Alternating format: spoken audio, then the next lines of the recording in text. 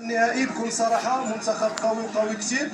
اليوم انتم شفتوا، يمكن تحدثت قبل المقابله وقلت بان منتخب مدغشقر الى وصل للنهائي فوصل عن جداره واستحقاق، برهان عليها اليوم. كذلك فكان منافس واحد النديه كبيره، وحنا يمكن الفريق اللي كذلك تنقل عبر 3 دول، وكذلك المنتخب اللي لعب مع جوج ديال البلدان اللي منظمه.